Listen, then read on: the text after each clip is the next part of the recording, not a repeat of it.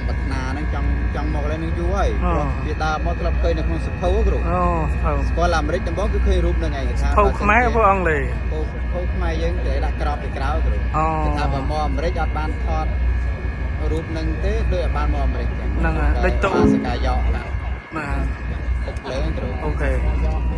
មកអង្គទៀតដែលទៅមិនមកពីប្រទេសជានៅចក្រមយប់អង្គមុនងើបឈួតតិចដើម្បីឲ្យបងប្អូនយើងនៅខ្មែរឃើញអង្គលើកទីប្រមាណហើយនេះមកអាមេរិកលើកទី2ប៉ុន្តែមកជីទូកនៅញូវយ៉កនេះលើកទី1ទូកនេះទូកអីទូកនេសាទឬទូកអីគូនេះទូកទេសចរដែលដឹកភ្ញៀវទៅទស្សនានៅកន្លែងឧបាសិកាយ៉កណាហើយរៀបរាប់មកភ្ញៀវថ្ងៃនេះមានអ្នកណាខ្លះភ្ញៀវថ្ងៃនេះមានភ្ញៀវដែលមកតាមរយៈយើងណាតាមរយៈយើងមាន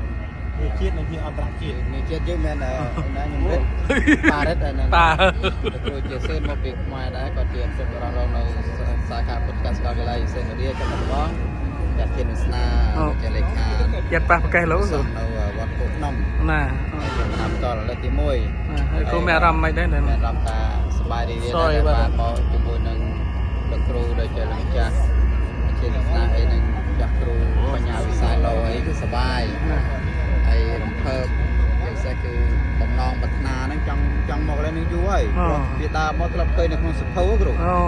ស្គាល់អាមេរិកដំបូងគឺឃើញរូបនឹងឯងគេថាសភៅខ្មែរពួកអង់គ្លេសស